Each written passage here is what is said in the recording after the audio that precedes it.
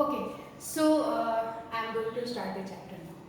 Chapter number 9, Women, Caste and Reform. अब देखो इस चैप्टर में 3 टर्म्स है. One is women, caste and reform. यानी कि वुमेन एक तरफ चला आ रहा है, मतलब एक तरफ वुमेन होंगी, एक तरफ कास्ट वाला इशू होगा, कुछ ऐसा होगा जिसमें हम पढ़ेंगे. ठीक है, कास्ट इश्यूज के बारे में कुछ बात होगी कि पहले क्या था, अभी क्या चल रहा है, वुमेन की प्रेजेंट स्टेटस के बारे में आपको कुछ बताया जा सकता है इसमें. ठीक है, और रिफॉर्म वुमेन का और कास्ट का दोनों का रिफॉर्म क्या होता है, कौन कौन से लोग हैं जो इस रिफॉर्म को कर रहे हैं, रिफॉर्मर्स कौन है. तो इस चैप्टर में हम इन बेसिक चीजों के बारे में पढ़ेंगे. ठीक है, वुमेन, कास्ट एंड रिफॉर्म. चलो, यस बेटा. रिफॉर्म क्या होता है? रिफॉर्म मीन्स सुधार, इम्प्रूवमेंट. ओके, लिख लो. Okay ma'am. हाँ, रिफॉर्म मीन्स इम्प्रूवमेंट. अब देखो कि सबसे पहले इसमें ये, क्योंकि हमारी इंट्रोडक्टरी क्लास होगी तो इसमें हम चैप्टर के बारे में बता दें कि हम यही सब पढ़ेंगे. अब देखो यहाँ पे सती प्रथा की ये पेंटिंग लगी हुई है, तो पता चलता है कि वुमेन की अभी तो एक बिल्कुल भी एग्जिस्ट नहीं करती है. आई थिंक कि कुछ साल पहले, क्योंकि जो हमारे राजा राम मोहन रॉय थे, तो उस समय एक गवर्नर जनरल थे, क्या नाम था उनका, बेंटिक. ठीक है, तो उनकी हेल्प से सती प्रथा को अबोलिश किया गया था, खत्म कर दिया गया था. तो सोचो कि उससे पहले क्या हालत होती होगी वुमेन को. मैंने एक स्टोरी पढ़ी थी जिसमें लिखा था कि वुमेन को स्टोन्स के साथ, पत्थरों के साथ, जिसके हस्बैंड मर जाते हैं तो उसको जबरदस्ती डाल दिया जाता था जलती हुई चिता में, जिसको फायर कहा जाता है, और उसमें डाल दिया जाता था. तो सोचो कि जो लेडी नहीं चाहती थी, कि वो चाहती थी जीवन को जीना, और उसको जबरदस्ती इस तरह से किया जाए, तो इससे आप अंदाज़ा लगा सकते हैं कि क्या हालत थी आज से कुछ साल पहले. वो तो अच्छा हुआ कि लॉ आया और जिससे वुमेन की जो लोगों का, और पता है जो वुमेन नहीं चाहती थी करना, उसको ये कहा जाता था कि अगर तुम नहीं करोगे तो तुम धर्म के विरुद्ध कर रहे हो, रिलीजन के अगेंस्ट में आप कर रहे हो. तो कितना ज़्यादा वायलेंस होता था वुमेन्स के साथ. ठीक है, अब देखो कि वर्किंग टुवर्ड्स चेंज. तो पहले तो शायद कुछ सिचुएशन बताएंगे कि क्या हालत थी वुमेन की, फिर उसके बाद क्या काम हुआ, चेंज के लिए क्या काम हुआ जब ऐसी हालत थी तो. ठीक है, फिर ये है, अब ये चेंज करने वाले कौन थे, हम आप में से ही थे, राजा राम मोहन रॉय. देखो बेटा, कुछ लोग जिसका जिस चीज़ में इंटरेस्ट होता है ना, कोई सोशल रिफॉर्म को लेके बहुत ज़्यादा अंदर से बहुत ज़्यादा मोटिवेटेड होता है, जिसके अंदर से देखो कि इंटरनल क्या कह रही है, हमारी सोल कॉन्शियसनेस क्या कहती है, मुझे किस तरफ जाना चाहिए. तो जिसका सोशल रिफॉर्म में बहुत मन लगता है, तो राजा राम मोहन राय, इनका बार बार ये था कि इनको करना है. और जब समाज के उस समय हालत देखे तो इन्होंने कहा कि बस, इन्होंने विडोज़ के लिए बहुत सारे काम किए, वुमेन एजुकेशन के लिए बहुत सारा काम किया.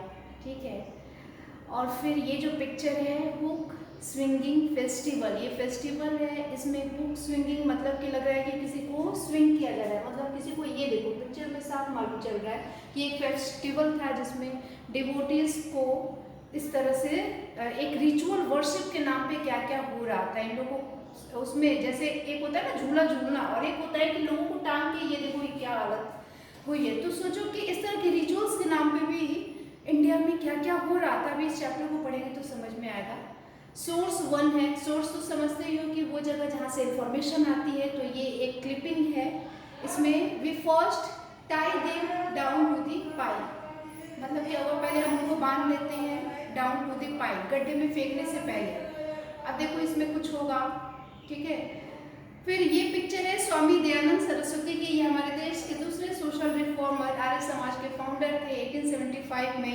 आज जो हम लोग पढ़ते हैं ना, जो पतंजलि के बाबा रामदेव योगा कराते हैं, तो वो कहते हैं ना वेदों की और वैदिक समाज की बात करते हैं, तो वो स्वामी दयानंद को, तो ये लोग वो लोग थे कि जो लोग जो पूरे इंडियन सोसाइटी को हिंदुइज्म की तरफ, वेदों की तरफ ले आने की बात कर रहे थे.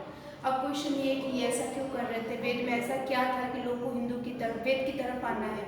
ठीक है, उसके अलावा इन्होंने वुमेन रिफॉर्म के बारे में भी कुछ किया था, बहुत सारे काम. ये एकदम सिंपल से इंसान ईश्वर चंद्र विद्यासागर की पेंटिंग है. देखो कुछ लोग इतने सिंपल होते हैं ना, लेकिन उनकी सिंपलिसिटी के आगे कितनी उनकी ग्रेटनेस छुपी होती है वो समझ में नहीं आता है. ठीक है, girls begin going to school. अब लड़कियां भी स्कूल जाना शुरू कर देती हैं. ईश्वर चंद्र विद्यासागर ने ऐसा क्या किया था, कैसे किया था उस समय की सोसाइटी में जब लोग उनके अगेंस्ट थे, तब ठीक है, जब समाज इन सब चीज़ों को एक्सेप्ट नहीं कर रहा था, उस समय इन लोगों को कितनी प्रॉब्लम आई होगी लीग से हटकर काम करने में। स्टूडेंट्स ऑफ हिंदू महिला विद्यालय, ये देखो ये वुमेन के पिक्चर्स है जिसमें बताया गया है कि इनकी ये सब ग्रुप में क्या है, स्टूडेंट्स ऑफ हिंदू महिला विद्यालय फिगर 6। अच्छा, एक हिंदू महिला विद्यालय है जिसकी ये सारी गर्ल्स जो हैं, हम लोग फोटो खिंचाते हैं तो कैसे होता है, बीच में टीचर बैठ जाती है और चारों तरफ जो होते हैं स्टूडेंट्स बैठते हैं, और यहाँ पे पूरे, क्योंकि ये वुमेन महिला विद्यालय है, स्कूल है, तो ये सारे वुमेन के पिक्चर है। उसके बाद ये है पंडिता रमाबाई। पंडिता रमाबाई की कहानी बहुत ही मतलब संस्कृत की एक समझ लो कि बहुत बड़ी स्कॉलर थी, और इनकी भी कहानी बहुत ही ज़्यादा स्ट्रगलिंग है, ठीक है। फिर आगे है लॉ अगेंस्ट चाइल्ड मैरिज। फिर चाइल्ड मैरिज जो कि बच्चों की शादी हो जाती थी, 15 साल की नहीं, 15 साल तो बहुत ज़्यादा हो गया, 8 इयर्स की गर्ल है और पता चला कि 35 ईयर का जो है वो मैन है, वो बॉय है जिससे उसकी शादी हो रही है। तो सोच लो बॉय का हुआ है, वो तो मैन हुआ ना। तो लड़की और आदमी के साथ शादी होती है, ये था चाइल्ड मैरिज, ठीक है। तो चाइल्ड मैरिज का कॉन्सेप्ट, इसके लिए लॉ आया। लॉ कब आया, उसके पहले कितने ईयर में शादी होती थी? अभी तो आपको पता ही है कि जो लीगल एज है वो 18 ईयर्स है, और गर्ल्स की 18 है और मेन की 21 है, ठीक है। तो यही लॉ आया था। ये कब आया था ये याद रखना।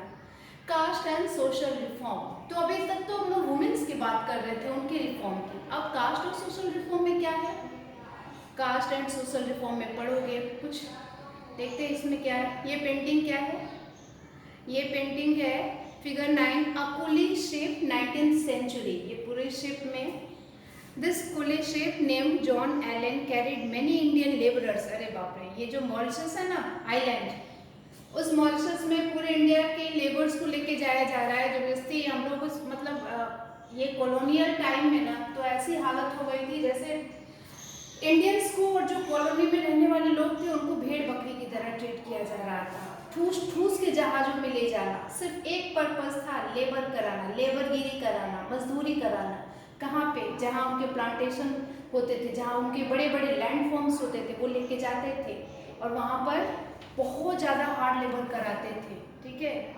तो उसमें कैसे कैसे लोग जाते थे, उनके साथ कितना ह्यूमिलिएशन होता था, कितना वो सफ़र करते थे, इसके बारे में है। लेकिन यहाँ पे कास्ट से इसका रिलेशन क्या है, कुछ कास्ट से भी रिलेटेड है। वो कुड प्रोड्यूस शूज, शूज कौन प्रोड्यूस कर सकता है, ये देखो कैसे कैसे लोग बैठे हैं, ठीक है।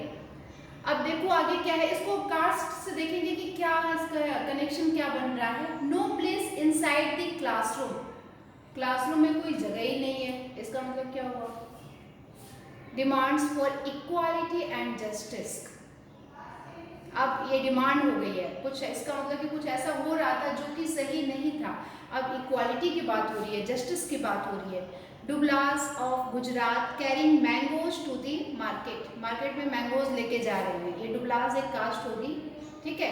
और ये देखो ये जो पिक्चर है ये किसकी है, इनका क्या नाम है, लिखा होगा श्री नारायण गुरु। अब श्री नारायण गुरु इन्होंने भी कुछ किया था क्या, हाँ किया था, कास्ट को लेकर, ब्राह्मण कास्ट के अगेंस्ट थे। ये कह रहे थे कि ब्राह्मण ने बहुत कुछ किया है सोसाइटी में। गुलामगिरी में ज्योतिबा राव फुले, ये सब दलित कास्ट के लोग थे। जैसे भीमराव अम्बेडकर की कहानी क्लास 6 में पढ़े होंगे कि जब उनको इतना ज़्यादा सफ़र करना पड़ा समाज में अपर कास्ट के लोगों के द्वारा, तब उन्होंने डिसाइड किया कि अब तो कुछ करना पड़ेगा, और वही जाते हैं बाहर पढ़ाई करने के लिए विदेश में, और वहाँ से पढ़ के आते हैं तो हमारे कॉन्स्टिट्यूशन को फ्रेम करते हैं। सोचो, जो देश जिससे चलेगा उसके लिए लॉ बनाने का काम किया था अम्बेडकर ने। तो दलित लोग तो जानते हो, जिस चीज़ से आप बहुत ज़्यादा सप्रेस होते हो ना, थोड़ा सा अपने अंदर पेशेंस बटोर लो और थोड़ी हिम्मत जुटा लो, तो आप वहीं पे अपना एक अलग कर सकते हो, कुछ अलग कर सकते हो, ठीक है। तो इन सब चीज़ों से ये लोग हमारे लिए एग्जाम्पल है। ज्योतिबा राव फुले, गुलामगिरी, इनकी जो बुक थी उसमें इन्होंने क्या लिखा था। उसके बाद me here and you over there, ठीक है। We are also human beings, हम भी ह्यूमन बींग्स हैं। 1927 में अम्बेडकर ने कहा था। टेम्पल्स में कौन कौन एंट्री ले सकता है, यानी अपर और लोअर कास्ट की यहाँ पे बात हो रही है, अम्बेडकर की बात होने लगी यहाँ पे, वेरी गुड। द नॉन ब्राह्मण मूवमेंट, ब्राह्मण के अगेंस्ट में मूवमेंट चल रहा था, यानी कुछ ना कुछ ब्राह्मण कर रहे थे उस समय, ठीक है। अब ये ब्राह्मण क्या कर रहे थे, क्यों ये लोग, बिल्कुल भी ब्राह्मण तो हमेशा अपर कास्ट में रहे हैं ना, और प्रॉब्लम किसको होती थी हमने बताया है। याद रखना हमेशा, सोसाइटी में हमेशा जो पावरफुल नहीं होता है, जो अपनी बात को प्रेजेंट करना नहीं जानता है, उसको इजीली ऑप्रेस किया जाता है, बहुत इजीली, ठीक है। तो अपनी एक तो ताकत बना ही लेना कि अगर एजुकेशन है तो वहाँ पे अगर आप अपनी बातों को अच्छे से प्रेजेंट करना जानते हैं, अपनी बात को कहना जानते हैं, अगर आप सही हैं उसको प्रूव करना जानते हैं, तो आपको भी कोई हरा नहीं सकता है। तो हिस्ट्री हम लोग क्यों पढ़ते हैं कि ये जो हमारे पास्ट में इतना कुछ हुआ था, और उसमें भी बहुत सारे ऐसे ऐसे ग्रेट मैन निकल के आए, और वो ग्रेटनेस क्यों, उनकी ग्रेटनेस कैसे आई, क्योंकि उन्होंने स्ट्रगल किया। स्ट्रगल को छोड़ो, बहुत ही नेगेटिव टर्म है, इसको ऐसे ले लो कि उनके सामने जो भी सिचुएशन बनी उसको उन्होंने, वो पीछे नहीं गए, वहाँ पे खड़े हुए और उसको चैलेंज मानकर, अपॉर्चुनिटी मानकर उसको लड़ाई की।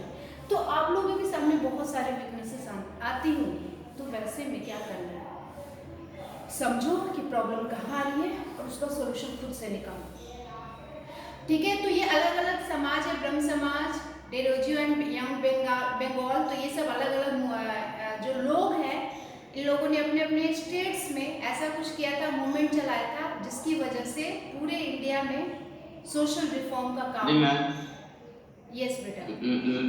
मैं आपसे ना कि मैम इसमें मैं मूवमेंट क्या था, मैं वहाँ मैम सेम ऐसा मैं यही हाल होता है। मैं वहाँ पे मैम ये मैम उनके चलता है कि जो गर्ल्स होती है मैम वो सिंगिंग नहीं कर सकती हैं। हाँ, ये सब तो जो कॉन्सेप्ट है ना कि गर्ल्स ये नहीं कर सकती है, बॉयज ये नहीं कर सकते हैं, आज का टाइम आपको पता है, आज जितना ज़्यादा वो बढ़ता जा रहा है, समाज एडवांस होता जा रहा है, आप देखो इस समय आपके पास इतनी सारी अपॉर्चुनिटीज़ है ना बेटा, और सबसे अच्छी अपॉर्चुनिटीज़ है यूट्यूब।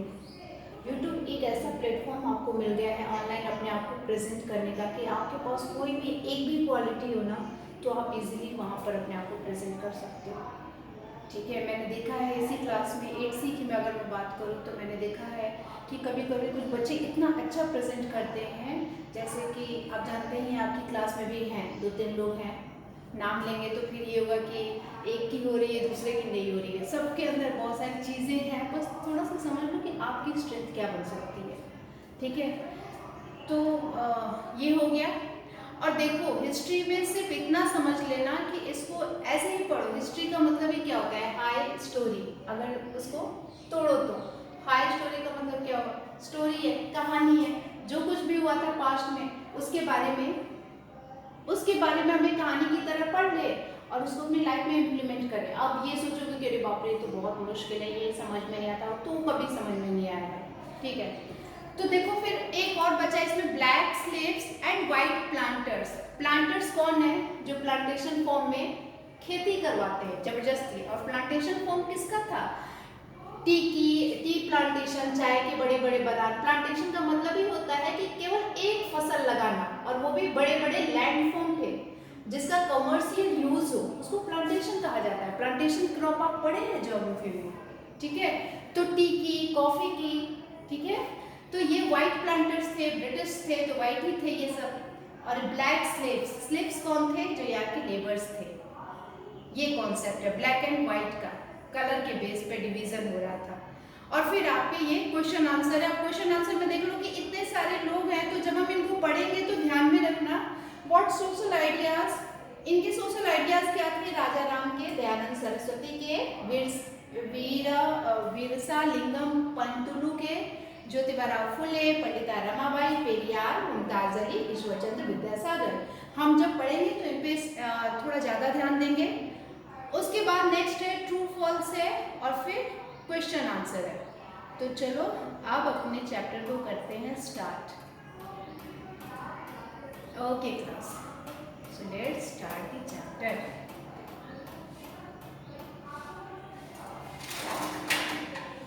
मैम चैप्टर अब स्टार्ट होगा। हाँ।